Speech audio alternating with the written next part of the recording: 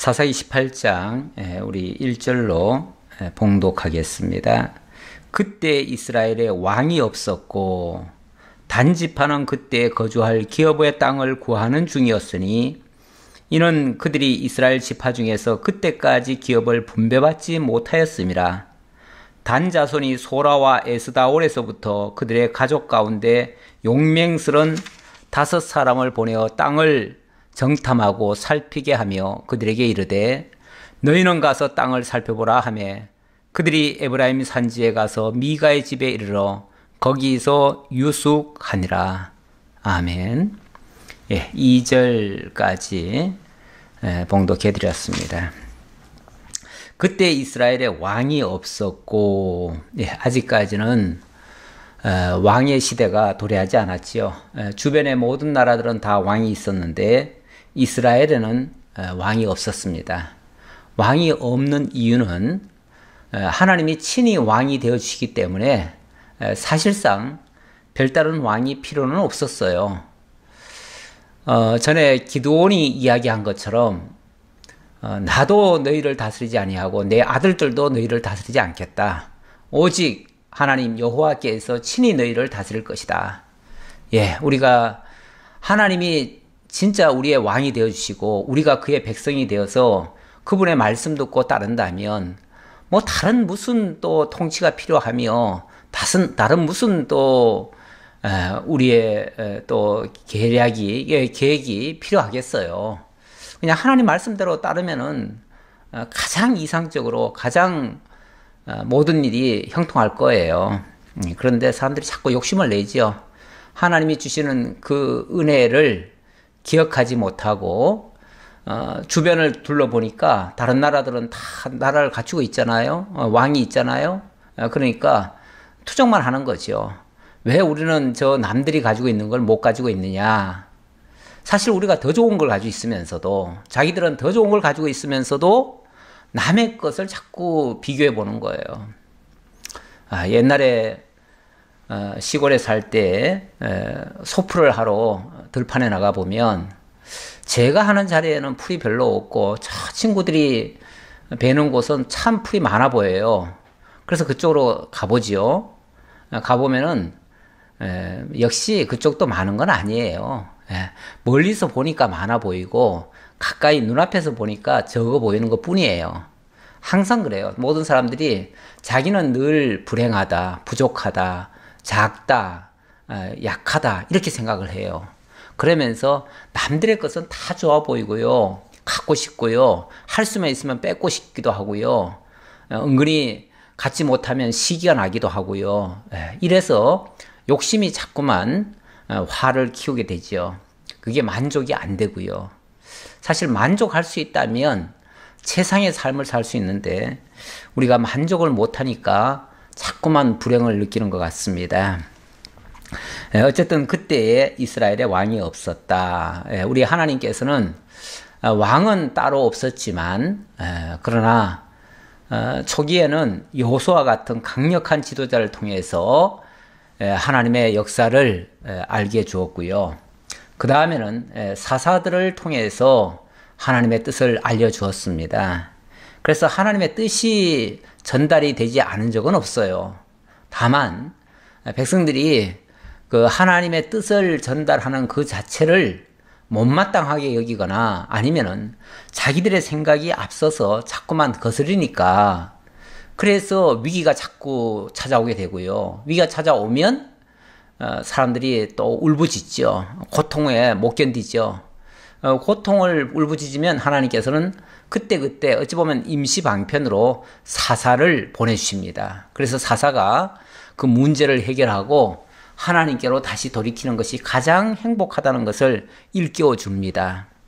지금까지 그렇게 해왔는데 이게 세월이 점점 가면 갈수록 그 하나님의 통치에 대한 그 인식이 자꾸만 흐려지는 거예요. 그리고 사사에 대한 그 기중성도 잘 몰라요. 그러다 보니까 자꾸만 엉뚱한 방향으로 나아가게 되죠. 오늘은 그 중에서 특별히 단지파 이야기가 나오네요. 지난주에도 사실은 이 왕이 없을 그때에 백성들이 자기 소견에 옳은 대로 행하였다. 지난주 17장 6절에도 그 말이 있었죠. 근데 그때는 미가라고 하는 에브라임 산지에 있는 에브라임 지파의 그 미가라고 하는 한 집에서 일어났던 하나님 없이 자기 소견에 옳은 대로 행하는 그 모습을 소개를 했었어요. 이건 어디까지나 한 집안 이야기였죠. 근데 그 집안 이야기가 집안에서 끝나는 게 아니고 그게 전체 그 공동체에게 이스라엘 전체 백성들에게 보편적으로 갖고 있는 그런 그 당시의 어떤 가치관이나 그 생각들이죠. 그 생각들의 모습이 이제 단면적으로 이제 보여준 거죠. 보여줬는데 오늘은 거기서 좀 더 한 단계 더 올라가서 이번에는 한 개인이 아니라 한 지파, 단지파라고 하는 이 단지파에서 일어나고 있는 모습. 그것도 왕이 없으므로 자기 소견에 행하는, 옳은 대로 행하는 잘못된 모습이죠. 이게 좋은 모습은 아니에요. 그래서 이 사사기가 소개하고 있는 내용들은요, 사실 이거를 문자 그대로 받아가지고 오늘날 우리가 교훈으로 받아들이려고 하면 사실 교훈받을 게 별로 없어요. 왜냐하면 다 실수하는 거니까요. 다 실수담이에요. 다 실패했고, 굉장히 불행을 겪었고, 그 때문에 고통을 받았던 그런 이야기들이에요. 그래서 당장 이런 교훈을 받아가지고 우리들 삶에다가 그대로 적용할 수는 없어요. 오히려 역설적으로 이렇게 하면 실패할 수밖에 없다는 걸 일깨워가지고 우리로 하여금 경성하게는 만들죠. 경성하게 만들고 정말 하나님을 쫓는 것이, 하나님의 말씀을 쫓는 것이 가장 행복한 자인 것을 일깨워주는 그런 말씀이 되겠습니다. 자, 어쨌든 단지파 이야기. 오늘은 이제 지난주보다는 한 단계 더 높은 이야기를 하는데요. 이번엔 단지파입니다. 그런데 단지파의 그때 그 당시 상황이 어땠는가? 단지파는 그때 거주할 기업의 땅을 구하는 중이었다. 여호수아 19장일 거예요. 거기서 하나님께서는 단지파에게 이미 땅을 다 분배했습니다. 다 분배했으니까 그런데 이제 땅을 분배할 때 그랬지요. 다는 차지해서 준 게 아니고요. 일부는 차지하고 일부는 너희가 힘써서 차지하라 이렇게 했지요. 그랬으니까 여호수아가 일부분은 정복을 하고 또 일부분은 너희의 믿음의 영향껏 그들을 쳐서 정복해라. 자기 힘도 들이도록 한 거죠. 그렇잖아요. 뭐든지 몽땅 다 해가지고 줘버리면요 그 가치를 못 느낍니다. 전에 아시는 분이 자기는 돈을 많이 벌어야 된대요. 버는 이유가 뭐냐면 자식들 고생 안 시킨다는 거예요. 그래서 자식들 고생 안 시키려면 내가 돈을 많이 벌어서 자식들을 위해서 물려주고 그 자식들 고생하지 않도록 해야겠다. 이렇게 늘 얘기를 하는 거를 제가 그건 정말 위험한 생각이다. 옳지 않다. 자녀에게 어찌 보면 돈을 버는 방법을 가르쳐 주든지 아니면 물고기 잡는 방법을 가르쳐 줘야지 잡아다가 줘버리면은 뭐 받을 때는 고맙다고 했겠지만 그 다음부터는 가치를 못 느낀다. 그리고 나중에 계속 해주지 않으면 나중에는 원망받을 수도 있다. 근데 아니나 다를까 그렇게 해서 집도 사주고 뭐 다 했어요. 그런데 얼마 지나놓고 보니까 그렇게 부모에게 귀한 집을 받고 그렇게 했는데 그 가치를 못 느끼더라고요. 그러다 보니까 쾌락을 쫓다가 얼마 후에는 그 집을 팔아버리더라고요. 그냥 쉽게 말하면 뭐 이렇게 유흥방탕하다가 그냥 다 날려버린 거죠. 그리고 나서 맨날 죽는다고 부모한테 그냥 투정을 부리는 거예요. 그러다 보니까 그 부모는 날마다 눈물로 그냥 지새요. 그 자식을 위해서. 그러면서 내가 어떻게 너를 키웠는데 네가 이럴 수가 있냐. 원망이죠. 부모도 그렇게 최선을 다해서 정말 뼈가 으스러지도록 일해가지고 돈 벌어다가 그 자식을 위해서 집도 사주고 다 마련해 줬는데 제대로 살지도 못하고 그런 식으로 삐져나가니까 부모는 부모대로 속상하고 자식은 자식대로 제 앞가림을 못하고 정말 낭패지요. 그래서 저 선진국이나 뭐 이런 나라들은요, 절대 자녀들한테 유산을 많이 물려주는 거를 그렇게 원치 않습니다. 특히 유대인들의 그 교육 방법을 보면요, 유대인들은 절대 자녀들한테 그렇게 재산을 많이 물려주는 법이 없어요. 오히려 유대인들이 지독하게 돈을 벌지요. 버는데 그것을 교육에 굉장히 힘을 쏟아가지고 그 자녀들이 스스로를 개척해 갈 수 있는 그런 역량을 길러주죠. 그래서 유대인들은 뭐 아무리 인문 쪽으로 나가는 그 자녀들이라 할지라도 반드시 기술 몇 가지는 가르칩니다. 왜냐하면 기술이 있으면요, 어떤 상황에 놓이더라도 막말로 이 펜 때만 굴리던 사람은요, 환경이 어려워지거나 나라에 전쟁이 일어나거나 하면요, 먹고 살 방법이 없어요. 예를 들어서 공무원이 됐는데 공무원 하다가 만약에 나라가 어려워지면 어디 가서 뭘 하겠어요. 그런데 기술이 있으면 뭐라도 할 수 있거든요. 뭐라도 할 수 있어요. 기술만 있으면은 다 먹고 살아요. 그래서 기본적으로 아무리 높은 그 학업을 수학한 그런 자녀들도요, 기술 몇 가지만 꼭 가지고 있습니다. 그러다 보니까 그들은 매우 뛰어난 그 좋은 머리에다가 높은 교육에다가 거기다 기술까지 갖추고 있으니까 삼박자를 다 갖추고 있죠. 그러다 보니까 세상에 없던 것들을 많이 만들어내요. 그걸 다 응용을 해가지고. 그래가지고 유대인들에게서 정말 노벨상을 뭐 한 120개인가 지금까지 받았을 거예요, 아마. 그렇게 세계의 거의 노벨상을 다 휩쓸이 하듯이 그런 식으로 대단한 능력을 발휘했는데, 제가 무슨 얘기 하냐면, 자녀들에게 일정 부분 스스로를 개척하도록 해야 된다, 그 말이죠. 우리 성경적으로 보면 여호수아가 땅을 차지해서 몽땅 다 나눠준 게 아니고요, 일부만 정복한 다음에 일부는 너희들이 차지해라, 그렇게 얘기를 한 거죠. 너희들이 차지해라. 그런데 다른 지파들은요, 그렇게 해서 다 땅을 차지하고 살았어요. 그런데 이 단지파는 참 어찌된 영문인지, 여기 어디입니까? 지금 소라와 에스다올이라고 그러죠. 소라와 에스다올에서부터 이렇게 얘기를 하는데, 이 소라와 에스다올도 엄밀하게 말하면 자기들 그 원래 분배받은 지역이 아니에요. 그럼 어디냐 하면은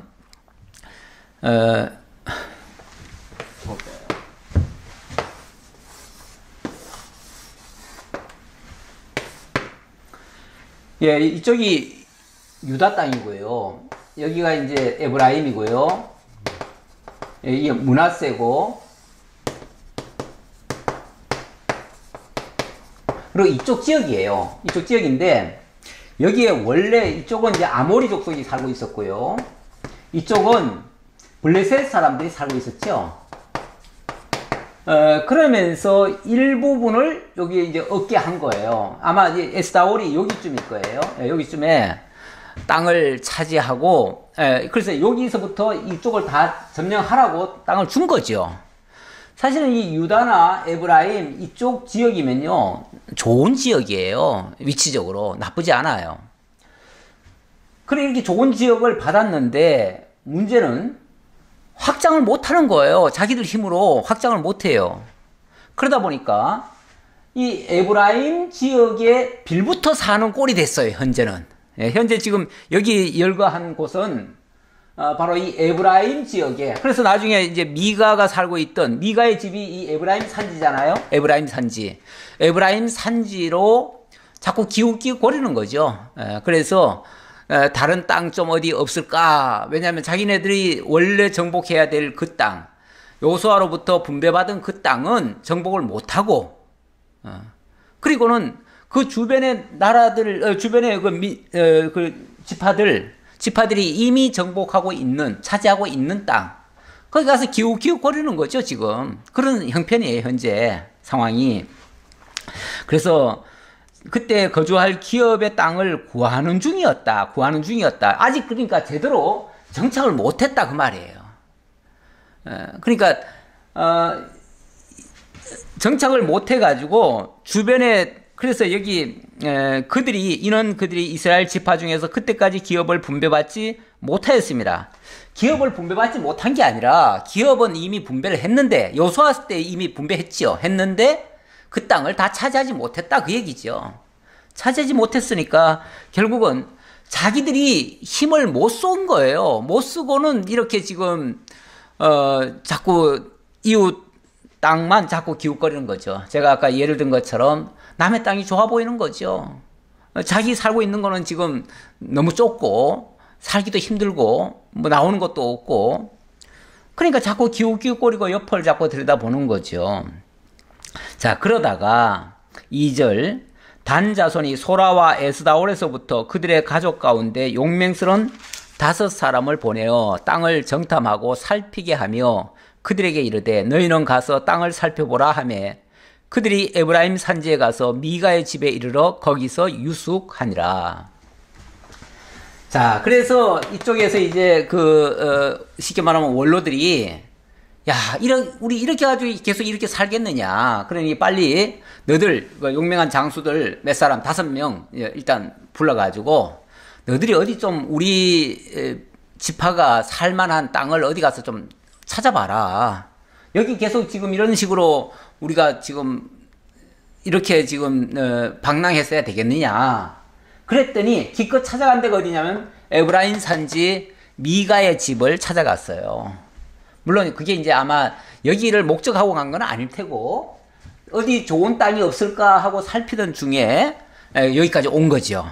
예, 왔는데 그들이 미가의 집에 있을 때 그 레위 청년의 음성을 알아듣고 그리로 들어가서 그에게 이르되 누가 너를 이리로 인도하였으며 네가 여기서 무엇을 하며 여기서 무엇을 얻었느냐 하니 그런데 이쪽을 이제 지나가면서 보니까 뭐 이 안에서 제사장이 뭐 제사를 드리고 있어요. 제사를 드리다 보면은 옛날에는 꼭 우리 시골의 제사하고는 똑같지는 않지만은 제사 드릴 때 뭔가 의식과 형식이 많습니다. 그러면서 뭔가 주문하듯이 하는 게 있고요. 뭐 우리 구약 시대로 말하면은 뭐 시편을 외우듯이 또 뭔가를 이렇게 하나님을 찬양하고 이런 내용들이 있지요. 그러니까 가만히 보니까 저기서 무슨 제사를 드리고 있네. 그런데 어떻게 한 가정에서 신당이 차려져 있고 거기서 제사를 드릴 수 있는가 궁금해가지고 안을 들여다봤어요. 그랬더니 한 레위인이 거기서 제사를 드리고 있는 거예요. 그래서 이제 물어보는 거죠. 너는 도대체 누구고 어째서 여기서 이 제사를 드릴 수 있느냐. 거기가 정상적으로 제사 드릴 무슨 성전이나 이런 것도 아니잖아요. 그러니까 의아한 거죠. 그래서 물어봤어요. 그러면서 너는 여기서 제사 드리고 뭐 어떤 대우를 받고 지금 뭐 어떻게 지내고 있느냐라고 물어봤어요. 그랬더니 4절 그가 그들에게 이르되 미가가 이러이러하게 나를 대접하고 나를 고용하여 나를 자기의 제사장으로 삼았느니라 하니라.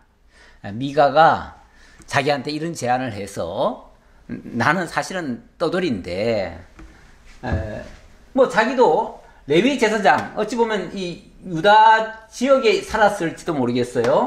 그런데 유다 지역에 살아야 할 제사장이 여기서 자리 정착을 못한 거예요. 쉽게 말하면 그 당시에 하나님을 섬기는 일이 희귀해진 거예요. 나중에 사무엘 상에 보면 그때는 엘리 제사장 시대 때인데 그때는 하나님의 말씀이 아주 희귀했다 이런 표현이 나와요. 희귀했다. 희귀했다는 말은 하나님의 말씀을 아무도 전하는 사람도 없고 들어주는 사람도 없고 그러니까 당연히 하나님 섬기는 사람도 적고 오늘날로 말하면 교회 가는 사람도 없고 예수 믿는 사람도 없고 예배당은 있는데 사람들은 다 자기 살기만 급급한 거죠. 그런 모습. 그럴 때를 가리켜서 뭐라고 그러냐면 말씀이 희귀한 시대다 그렇게 얘기를 하는데 얼마 후에 그러는 거니까 이때도 그렇다고 봐야죠. 그러니까 제사장들이 기업이 따로 있습니까? 뭐가 있습니까? 백성들이 제사 안 드리면 그리고 물질 갖다 바쳐주지 않으면 그들이 뭘 먹고 살아요? 그러니까 방랑할 수밖에요. 떠돌이 신세가 될 수밖에요. 그래서 자기도 그런 신세였는데 미가가 마침 이러이러한 사건이 있어가지고 자기를 제사장으로 삼고 1년 연봉으로 은 뭐 10개씩인가 이렇게 준다고 했다. 그래서 나를 고용했다. 이 고용이라는 표현이 나옵니다. 고용. 원래 제사장은 고용되는 상황이 아니죠. 고용이라고 하는 거는 이제 노동자들 고용한 거 아니잖아요. 직장에서 직업으로 삼은 거죠. 직업으로 채택한 거지요. 나 월급 얼마 줄 테니까 네가 일해달라. 그야말로 이거 직업군이 된 거죠. 직업군. 예. 직업인이 돼버린 거죠. 그래서 자기의 제사장, 뭐 하나님의 제사장이 아니라 미가의 제사장이 돼버렸어요.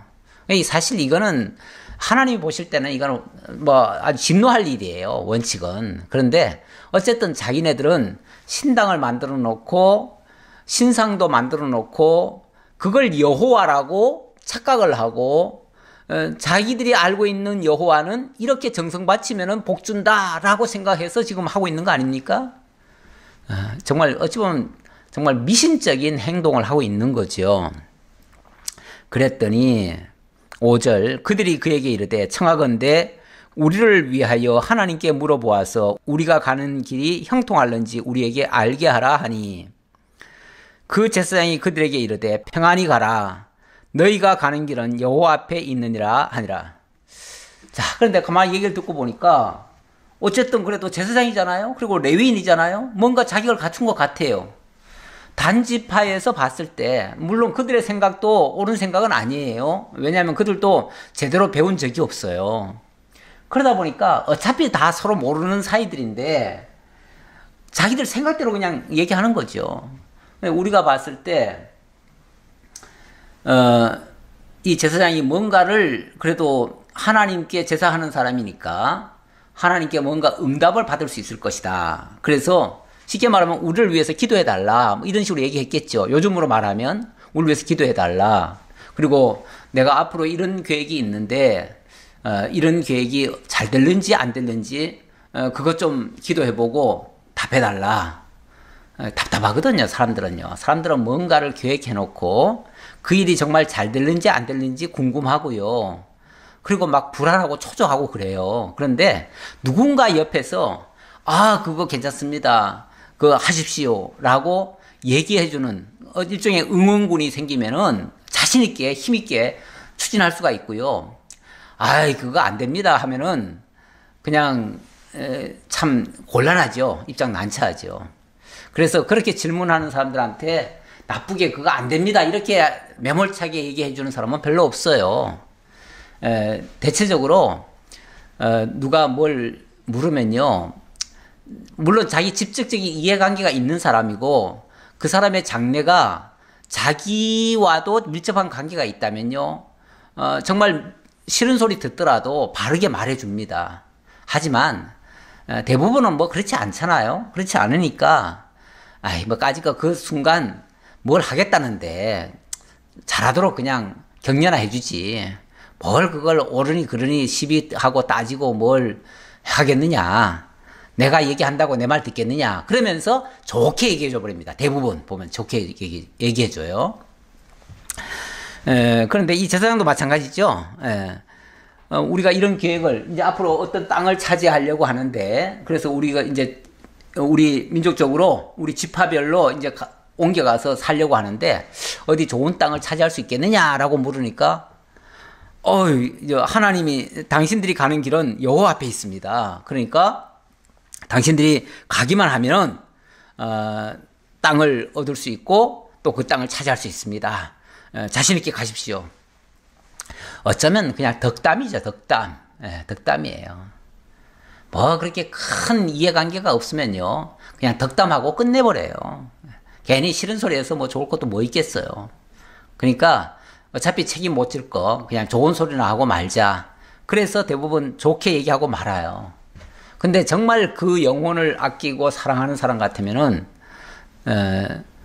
정말 어찌 보면 바른 소리도 하지요.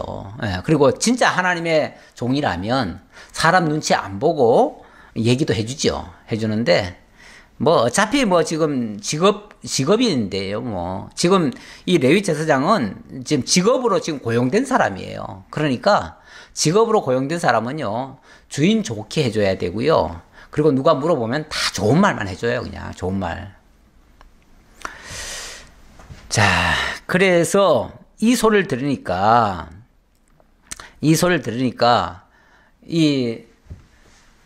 어찌 보면 정탐꾼 5명은 지금 중대한 사명을 받고 지금 출발했잖아요.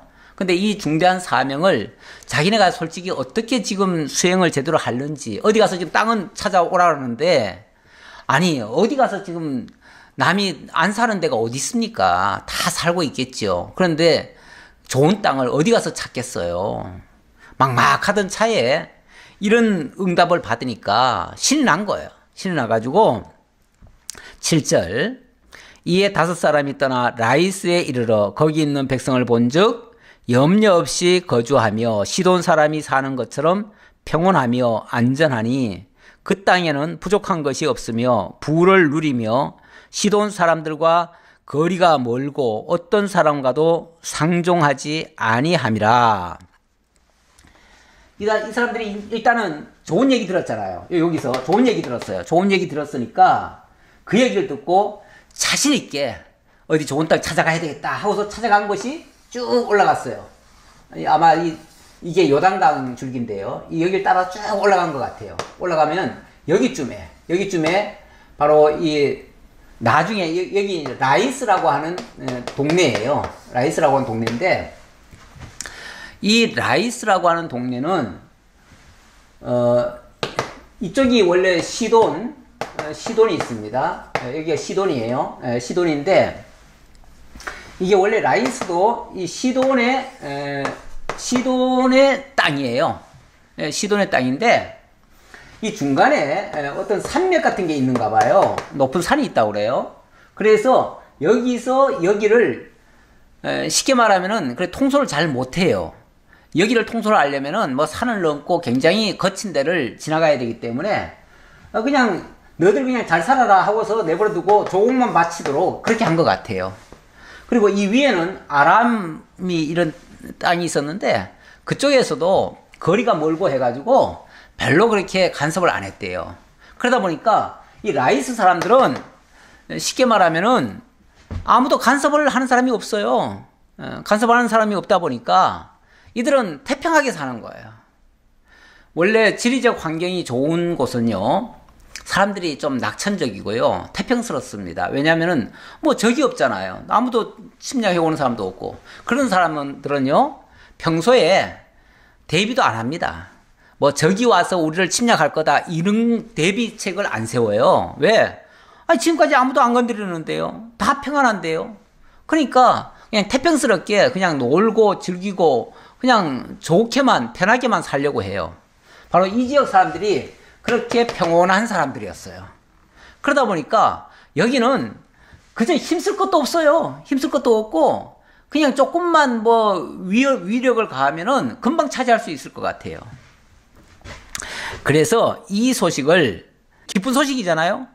기쁜 소식이니까 이 기쁜 소식을 빨리 자기 이제 고향 쪽으로 와가지고 자기 민족들에게 알려가지고 이 땅은 정말 하나님이 우리에게 준비해 놓은 땅이다.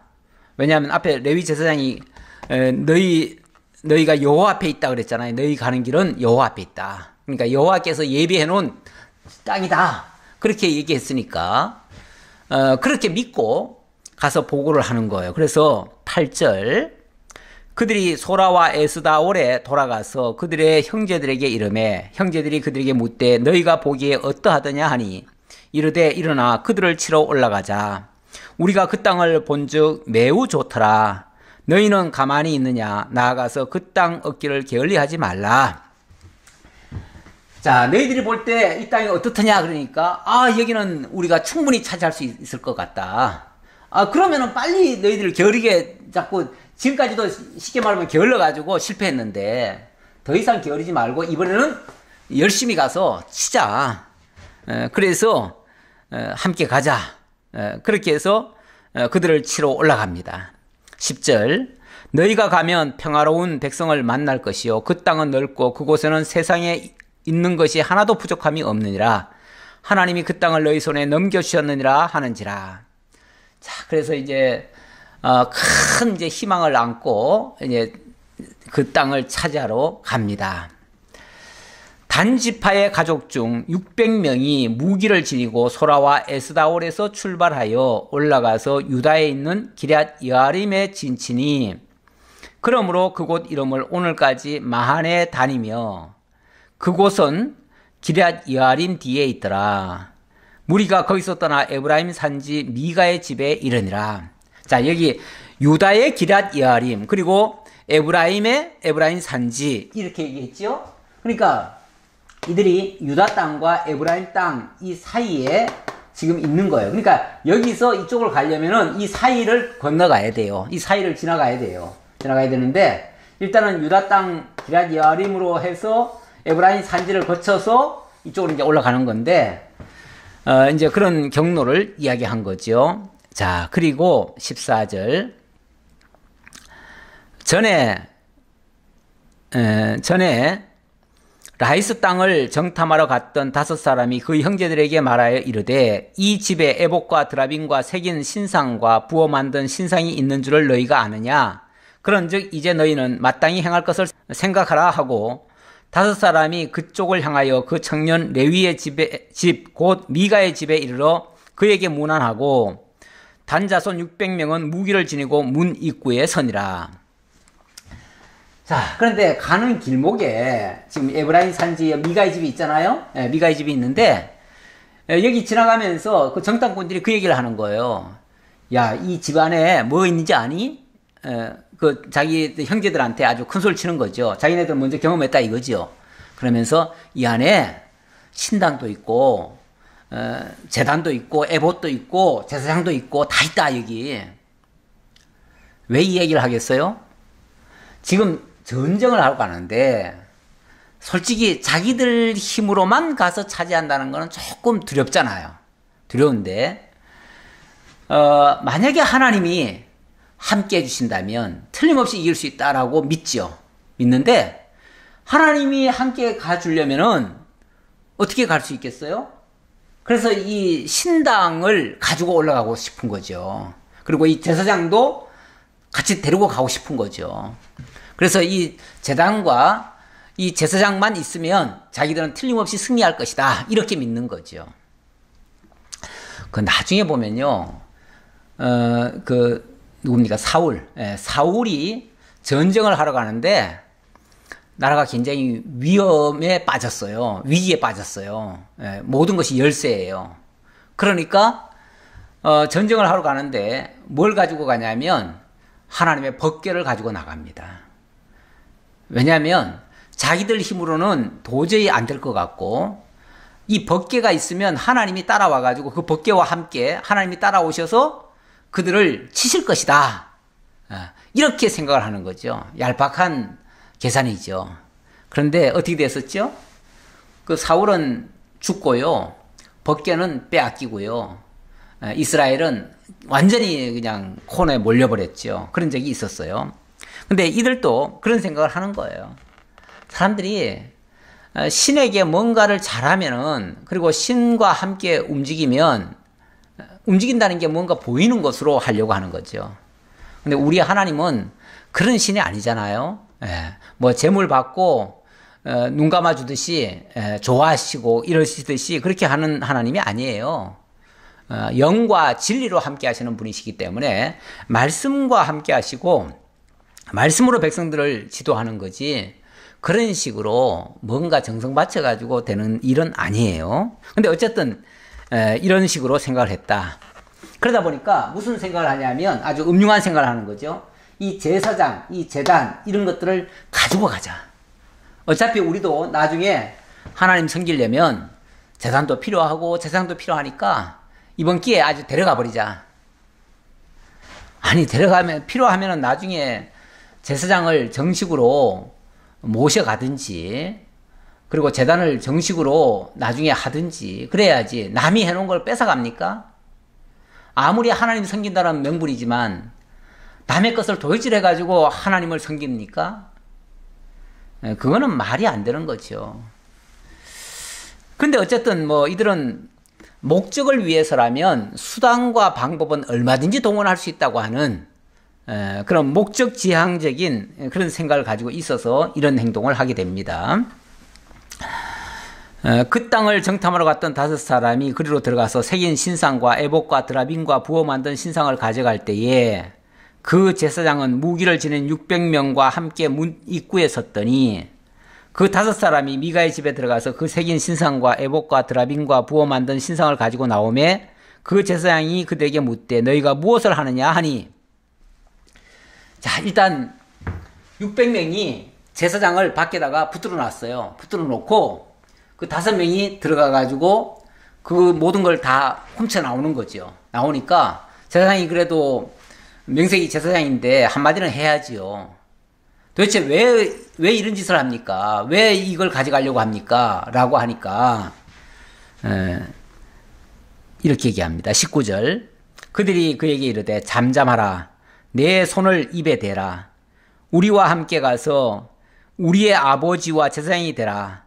네가 한 사람의 집의 제사장이 되는 것과 이스라엘의 한 지파 한 족속의 제사장이 되는 것 중에서 어느 것이 낫겠느냐 하는지라. 너 직소리 하지 마라. 너 입 다물어. 그 얘기죠. 입에다가 손으로 가려라. 그 말은 입 다물어. 그 얘기죠. 잔소리 말고 너 지금부터 결단해. 너 한 집안의 제사장이 될래? 아니면은 우리 지파와 함께 한 민족의 제사장이 될래? 어느 것이 될래? 만약에 한 집안의 제사장이 되겠다고 하면 여기 놔둘 수는 있지만 뭐 죽일 수도 있고, 때로는 말 안 들으면 죽일 수도 있고요. 그러나 네가 한번 판단해봐라. 어느 게 더 좋겠느냐. 한 집안 제사장 될래? 어차피 이거는 우리가 가져가야 되겠다. 우리가 필요하니까 가져가는데 네가 같이 따라와 주면 좋고, 안 따라온다면은 너를 버리고 이건 다 가져가겠다. 이런 식으로 하니까 제사장이 봤을 때 사실은 선택의 여지가 없지요. 만약에 말 안 들었다면 자칫하면 죽을 수도 있고요. 그리고 어차피 뭐 자기가 제대로 알아서 제사장 노릇했습니까? 또 어차피 지금 목적이 지금 돈 벌려고 온 거 아니에요? 그러니까 한 지파의 제사장이 된다면은 아마 월급도 훨씬 더 많이 주겠지요. 예. 이래저래 계산을 굴리다가 좋습니다. 나도 따라가겠습니다. 하고서 따라가 버린 거죠. 그래서 20절.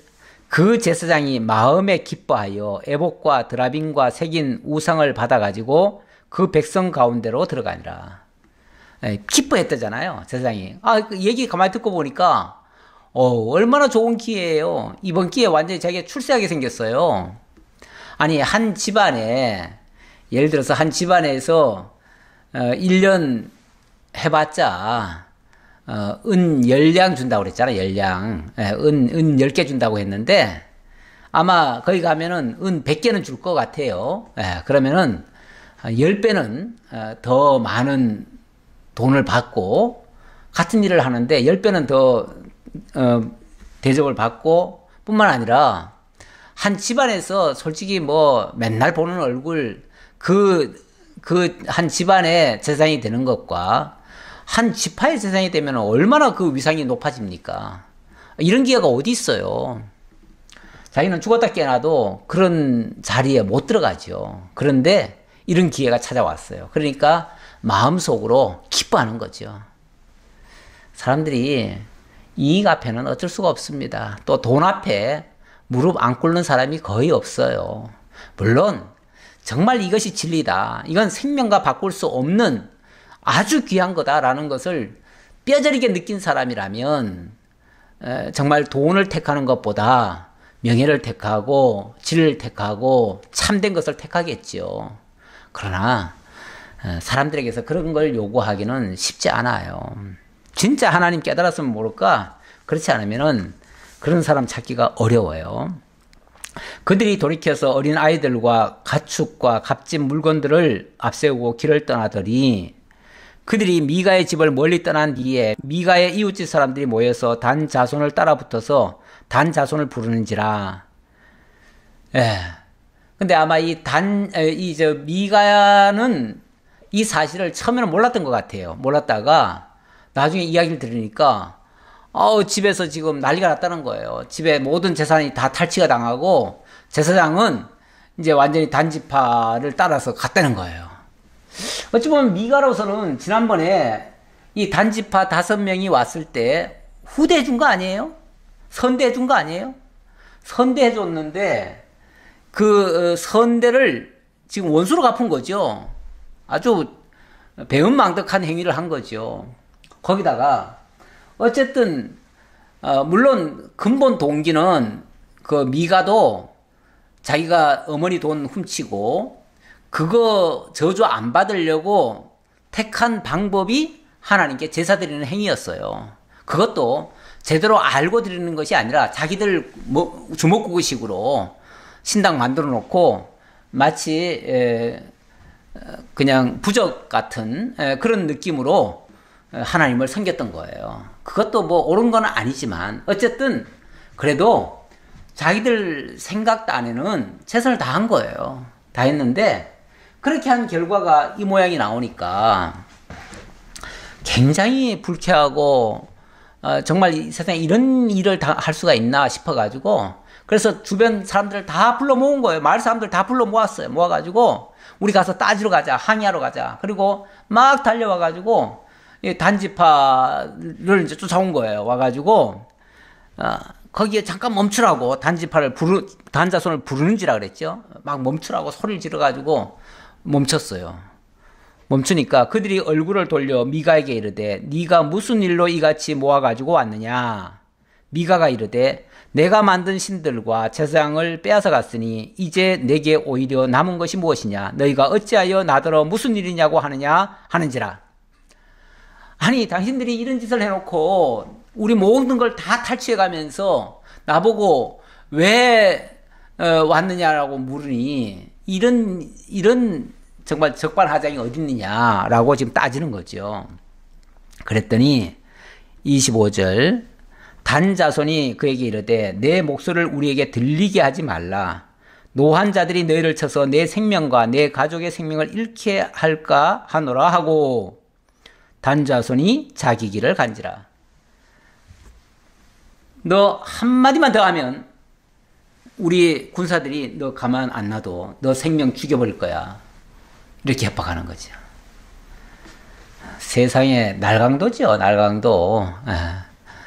아니 하나님 섬긴다고 하면서 하나님께 정말 잘해가지고 하나님께 복받겠다고 하는 자들이 하는 짓이 뭐예요 지금? 협박하고 남의 것 빼앗고 도둑질하고 거기다가 또 죽이겠다고 공갈 협박하고 아니 이게 무슨 복받을 짓입니까? 망할 짓이죠. 망할 짓. 자 그리고는 뭐라 그러든지 말든지 그냥 자기 길 가버리는 거예요. 미가가 단자손이 자기보다 강한 것을 보고 돌이켜 집으로 돌아갔더라. 거기서 만약에 한마디만 더 하면 진짜 칼 뽑아가지고 죽일 거예요. 그러니까 대항도 못하고 무지막지한 자들한테는 대항해서 소용없어요. 우선 살고 봐야 되니까 어쩔 수 없다 하고서 그냥 포기하고 돌아가 버렸어요.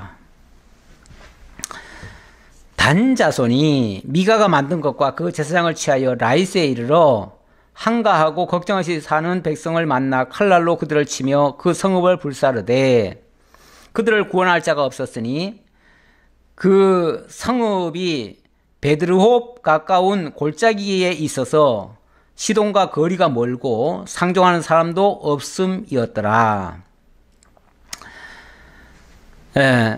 이제 드디어 라이스까지 온 거죠. 라이스까지 왔어요. 여기 이제 골짜기도 있었다는데 이 골짜기가 아마 이 요단강으로 연결되는 그 지류겠죠.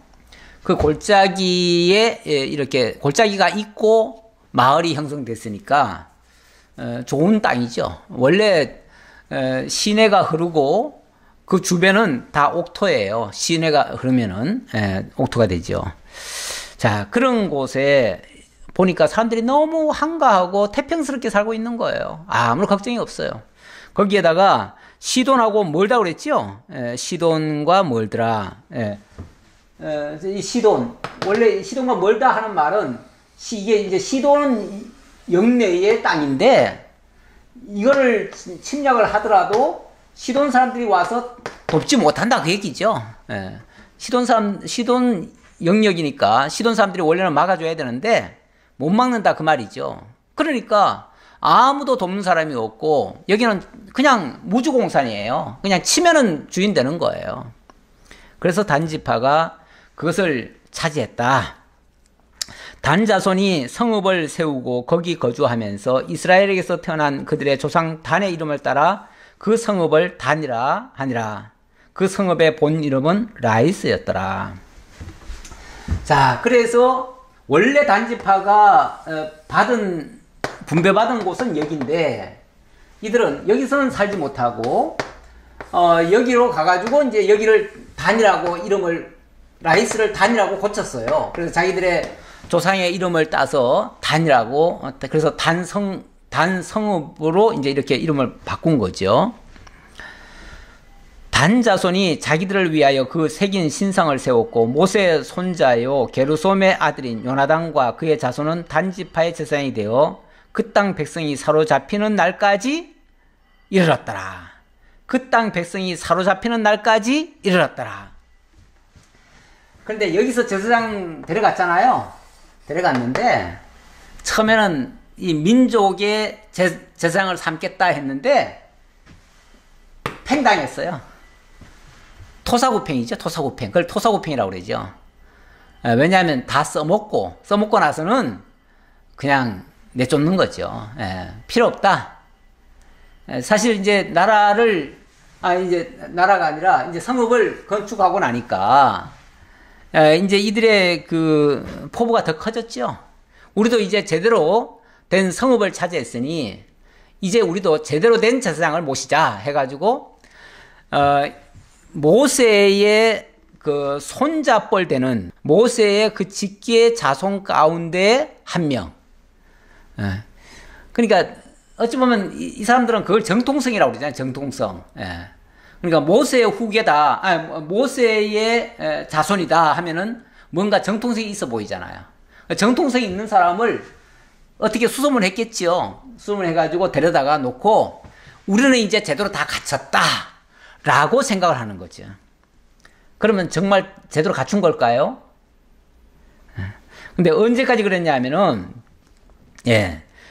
그 땅 백성이 사로잡히는 날까지 이르렀더라 그랬죠. 사로잡히는 날까지. 그러니까 결국 이 단자손이 어떻게 됐다는 거예요? 나중에 사로잡혔다는 거죠. 결국은 이 땅도 나중에 잃게 되더라 그 말이죠. 잃게 되더라. 어디서 이러는지는 아직은 안 밝혔지만 결국 이 단자손은 나중에 그 땅을 차지하지 못합니다. 못하고 결국은 또 잃어버려요. 참 아이러니한 이야기일 수도 있는데 우리 신약 성경에서 보면 이 단자손은 이름이 없습니다. 단자손이 12지파 가운데 한 지파가 빠져버려요. 빠지는데 이 단지파가 빠집니다. 그러니까 다시 말하면 이 단지파는 그 이후로 이 자취를 못 찾겠어요. 단지파가 어디로 갔는지 뭐 없어진 것 같아요. 뭐 일설에 의하면은 그 단지파가 이쪽으로 계속 넘어와가지고 여기 1300을 지나고 나중에는 이제 한반도까지 와가지고 고조선을 세운 당군이 그 단지파의 그 후손이다. 뭐 이렇게 말하는 사람도 있긴 있는데 그거는 뭐 정확한 건 아닌데 어쨌든 그렇다면 우리가 단자손이라는 얘기죠. 그런데 그거는 뭐 일종의 하나의 설이니까 그건 정확히는 알 수 없는데 어쨌든 이 단자손은 나중에는 자취를 간척을 해요. 결국 망했다 그 소리죠. 망했다 그 소리예요. 정말 이런 수단 방법 가리지 않고 목적을 위해서라면 모든 것을 다 할 수 있는 이런 마인드로 성을 건축했다. 오래 갈 것 같죠? 그렇게 해서도 될 것 같죠? 나중에 가면 결국 불의의 싹은 불의로 끝납니다. 결국 이 제사장도 망한 셈이고요. 단자손도 지금은 당장은 차지했어요. 지금 당장은 뭔가 된 것 같은데 나중에 가보면 그것도 망하는 길이었어요. 지금 이 18장이 얘기하고자 하는 건 뭐예요? 17장, 18장 계속 얘기하고 싶은 얘기는 뭐예요? 그때 무엇이 없었으므로? 왕이 없으므로 백성들이 자기의 소견에 옳은 대로 행했다. 지금 다 제멋대로예요, 제멋대로. 원칙도 없고요. 뭐 인간적, 윤리적, 도덕적인 최소한의 양심도 없어요. 예. 자기들을 위해서 어쨌든 미가의 집이 정탐꾼으로 왔을 때 5명을 제대로 대우해 준 집 아니에요? 잘 대우해서 보냈는데 나중에 그 은혜를 원수로 갚았잖아요. 남의 걸 다 탈취하고. 물론 미가 역시도 옳은 건 아니었어요. 세상도 옳지 않았고 단지파도 옳지 않았고 여기서 옳은 건 하나도 없어요. 다 틀렸어요. 그러니까 백성들이 자기 소견에 옳은 대로 행했다라는 그 말씀만 사실은 맞는 말이에요. 자기 소견에 옳은 대로 행하는 결과는 다 패망, 멸망입니다. 끝은 안 좋아요. 하나님의 집이 실로에 있을 동안에 미가가 만든 바 새긴 신상이 단 자손에게 있었더라. 자, 이 말을 왜 합니까? 하나님의 집이 실로에 있었는데 이 실로에 여긴가요? 실로에 있었는데 이 실로라고 하는 그러니까 쉽게 말하면 정상적으로 합법적으로 하나님이 허락한 하나님을 섬기는 제단이 있었는데 성전이 있었는데 이렇게 엉뚱한 제대로 되지 않은 그런 제단을 임의로 만들어서 하는 예도 있었다. 이거는 잘못된 걸 고발하기 위해서 하는 말이지 이게 옳다는 얘기가 아니에요. 그래서 지금 오늘 말씀도 총체적인 부실한 내용, 잘못된 내용, 결국 하나님의 말씀대로 행하지 않는 것들은 나중에 다 물거품 된다는 사실을 교훈적으로 우리들에게 알게 해줍니다. 그리고 아까 그 제사장에게 미래사에 대해서 물었을 때에 덕담처럼 좋게 얘기했잖아요. 좋게 얘기하는 거. 사람들이요 나쁘게 얘기하면 제대로 듣지 않습니다. 바른 소리라고 그래도 정직하게 얘기해주면 그건 안 듣고요. 나쁜 소리라도 자기들을 듣기에 좋으면요 그 소리 듣고 나갑니다. 그런데 그 소리가 우선은 잘 되는 것 같은데 나중에는 망하는 길이에요. 가끔씩 그 궁금하고 뭔가 일이 안 풀리고 뭐 하면요 점쟁이들 찾아갑니다. 가는 사람들이 있는데 그 사람들이 어떤 집에 가면 굉장히 불길한 얘기를 해줘요. 그런데 그래서 불길한 얘기를 해주면은 그 한 집에서 이거는 하지 말라는 뜻이구나. 그리고 안 하면 그만인데 그렇게 하지 않고요. 또 다른 집을 가봐요. 다른 집을 가보면 그 집은 또 좋게 얘기해줘요. 그러면 어느 말 듣겠어요? 나쁘게 얘기하는 사람은 저건 돌팔이야. 저건 잘못됐어. 그리고 좋게 얘기해주는 사람, 이 사람 말을 듣는 거예요. 근데 그 말 듣고 그 일을 하면 될까요? 물론 될 수도 있겠죠. 설령 된다고 해도 끝이 별로 안 좋을 수가 있어요. 그래서 그 함부로 예언해 주는 것도 아니고요. 또 예언해 준 말을 갖다가 듣고 실천하는 것도 굉장히 위험합니다. 그래서 우리는 절대로 남이 일러준 그런 예언 같은 그런 말씀을 의지해 가지고 행하는 것은 별로 그건 옳지 않다.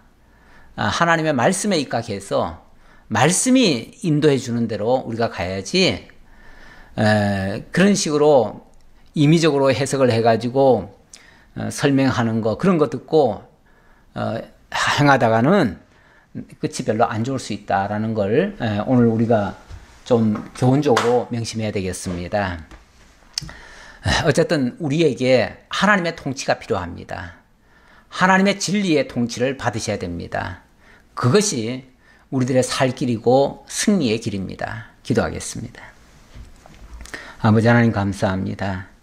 오늘도 하나님 저희들을 사랑하셔서 이 진리의 말씀으로 사사기 시대에 있었던 일들을 통해서 오늘을 살아가는 우리들에게도 아주 귀한 말씀을 들려주셨습니다. 결코 그 시대의 이야기만이 아니라 오늘 이 시대에도 하나님은 친히 우리와 함께 하시며 우리의 영을 지배하시고 다스리시고 주관하시며 이끌어 가신다는 사실을 명심하게 하옵소서. 그래서 사람의 말에 좌우되지 아니하고 누가 내 길을 달콤하게 해주는 그 말에 귀 기울이지 아니하고 오직 하나님의 말씀이 위로부터 주는 참된 지혜를 가지고 그 말씀에 순종하며 살아갈 수 있는 저희들 되도록 인도해 주옵소서. 베푸시는 은혜 감사드리옵고 이 말씀을 통해서 또 한 주간도 승리하며 살아갈 수 있도록 역사해 주옵소서. 감사드리옵고 예수님의 이름으로 기도하옵나이다. 아멘.